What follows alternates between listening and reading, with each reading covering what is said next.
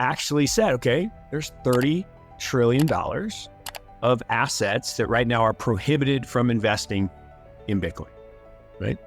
The firms have said, the RIA firms said, nope, can't own it.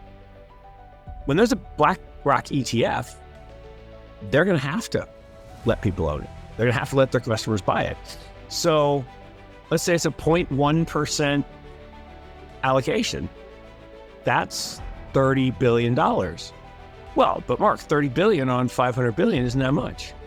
Well, but 500 billion doesn't trade. There's about 100 billion that really trades, and it's even smaller than that on a daily basis. 30 billion will move the price. We saw that on Monday. But what if it's 1% allocation, which would be a prudent allocation, which people have. There are a lot of people that have 1%, 2%, 3%. Some have lots more, but a prudent allocation would be a 1% position, like a gold at 2 or 3 or 4%.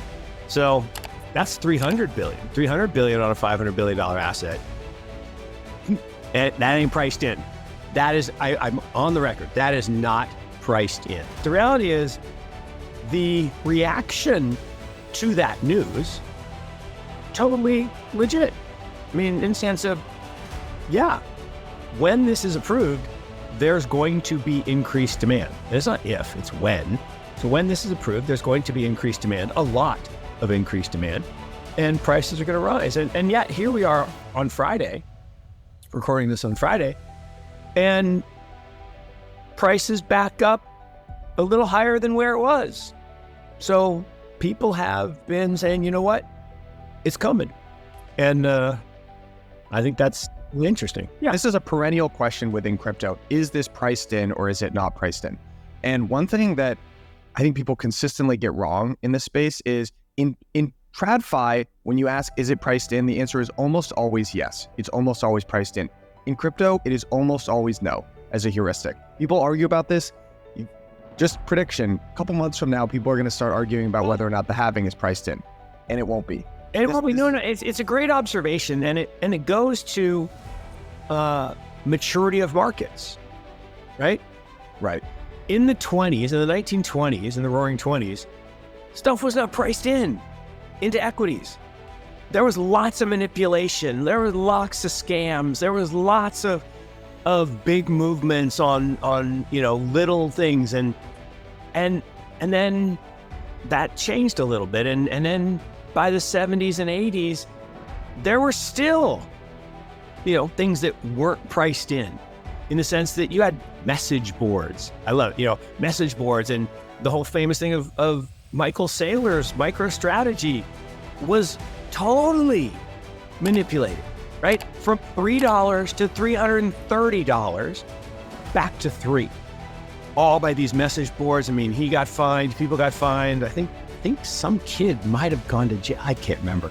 But I mean, so markets mature, and media coverage matures, and the quality of analysis. Now that, and again, it's not poking anybody in particular, but the quality of analysis in our space, in fact, if I claim to be part of the digital asset space or the crypto space, it's still working itself to a level of high quality. There are some great organizations, there's some great research organizations, but by and large, stuff gets thrown out there, like Larry Fink, right? The president of BlackRock, went on CNBC.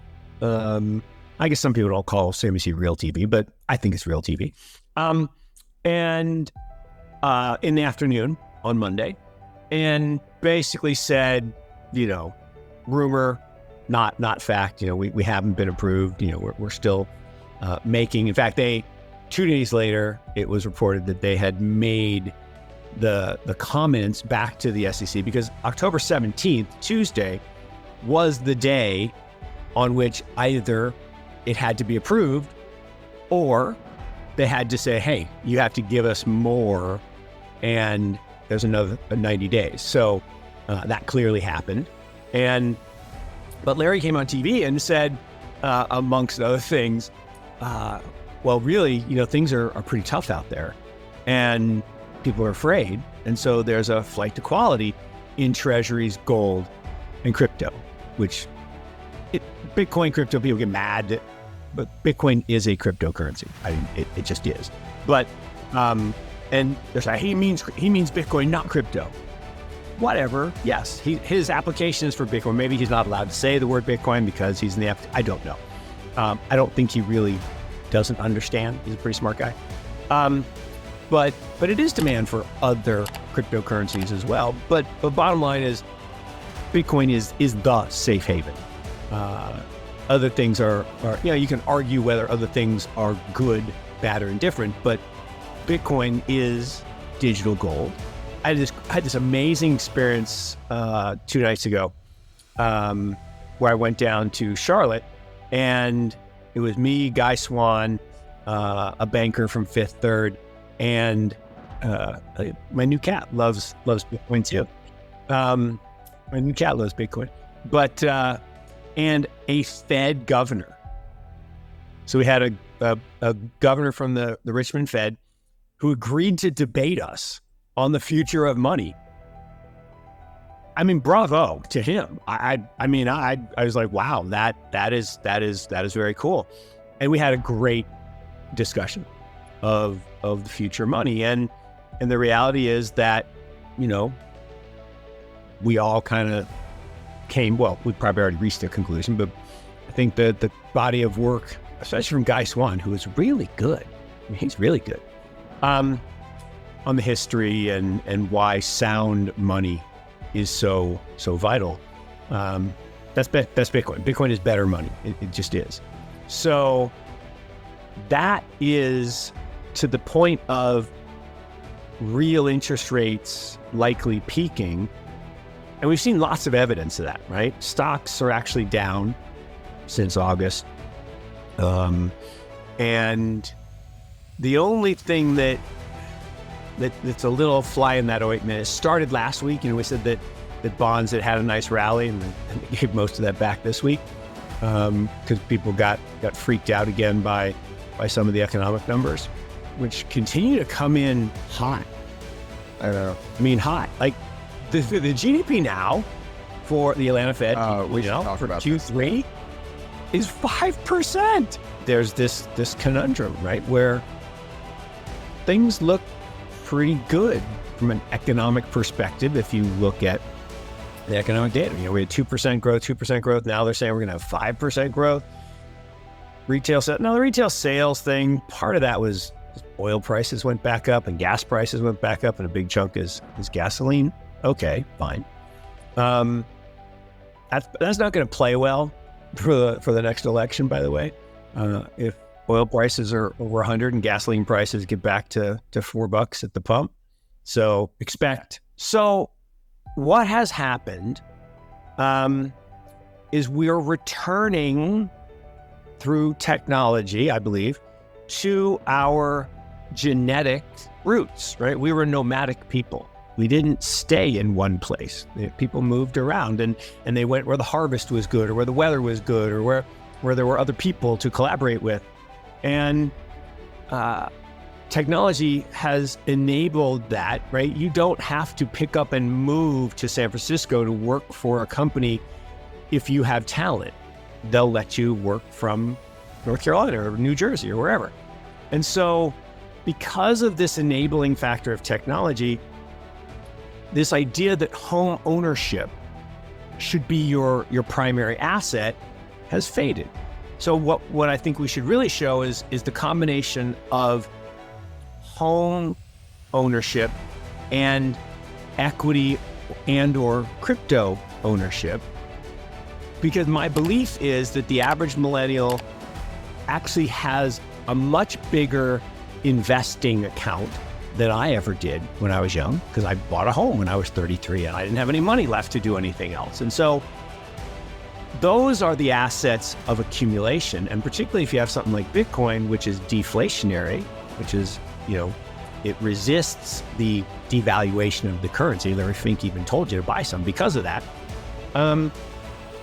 I think it's an interesting dynamic. And so the positive for me is after World War II, you came back and they had the things like the GI Bill, go get a degree. And there was this, they changed the mortgage interest deduction, and they told all of us boomers, buy homes and create wealth that way. And then over time, they said, no, in 1986, Tax Act of 86 said, no, you need to own stocks. So you're going to have these 401ks. And so they created that type of savings for the type of life that we had, right? You moved to, so everyone came back to California right after the war. And like, I ain't going back to Minnesota. I ain't going back to New York. I'm going to live here. So California became this incredibly populous place because it's a pretty nice lifestyle. And so I just think we're in a different time, and therefore there's a different mix of assets. What I think is really cool, and this is where I get really excited, really super sunny Saturday, is what we're doing with this increase in technology, right? Blockchain technology, the internet of blockchains, the truth net. We're liberating $7 trillion of rent to the banks, the brokers, the insurance companies, the auditors, the accountants, all the stuff that was built up around the trust industry that enabled this lifestyle of non-migrationary, sedentary, not sedentary like sitting, but you bought a house, you stayed there, you worked for one company, and you got your gold watch, and you sat on the front porch in retirement. Nope, that's not the future. Now, talent wins. Global talent wins. And there's a collaboration because of technology. And then if we unleash that 7 trillion and we fix money with Bitcoin, and we have a place where our assets don't get destroyed by central bank largesse, Kitty wants on. Holy moly. I think the power of unleashing that human potential, unbelievable.